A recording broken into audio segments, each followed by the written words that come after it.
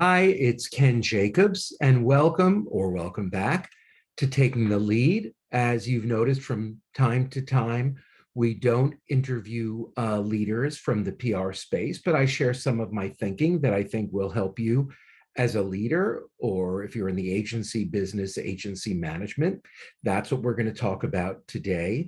In July and in August, we talked about the critical importance of business development and of having a business development plan, a business client identification and acquisition plan. And we shared some first steps for that. But, it's September now. The PR business is booming. I talk to agency leaders, agencies from 2 people to 200, and it really does appear to be booming. We really appear to be out of the COVID-19 doldrums of 2020 that you all survived. There's a lot of business out there. What's so important is that in addition to what's coming in over the transom and what you're pursuing, is how much money are you keeping? And you've got to look at this. If your agency is at least 2 people, if you're not a soloist, you've got to look at how much money you're keeping. That's what it's all about. So it's about best practices, fiscals, and profitability. And I have found the best way to look at this is to look at how much money are we making. And the first thing that pulls down from that is salaries and benefits. And for agencies of all sizes, you should be allocating 50 to 55% of that agency fee income to salary and benefits. It's got to be 55% if you're in a New York or San Francisco, DC, one of those expensive markets, or if you work primarily in industries like tech, healthcare, or if you do crisis communications, your salary and benefits are going to be higher because you've got to pay more for talent. So 50 to 55%. If you're a consumer agency in Ohio, 50% should do it. Now, remember, when you're looking at salary and benefits, it's not just compensation, but it's benefits. And that is not getting cheaper every year. That's getting more expensive.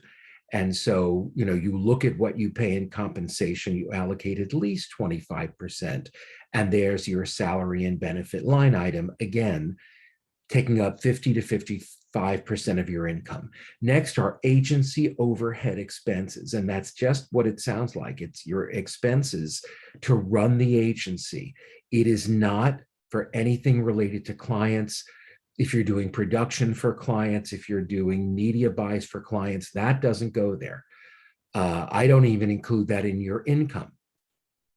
Your income is agency fees, maybe a fee if you are doing media buys and you're keeping some of that money, then that income goes there, that's fine. But this is overhead expenses, rent, transportation, your lawyers, if you use a consultant or a trainer or an executive coach like me, that's what goes there.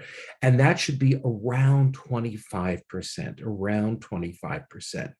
What's left is profit. And if you've been tracking along with me, then that leaves 20 to 25% for your profit goal.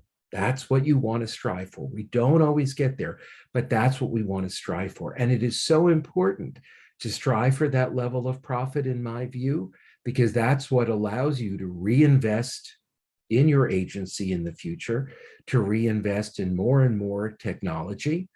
It also allows you to pay a bonus to your teams, provided everyone's making their KPIs and their numbers, and that means profitability.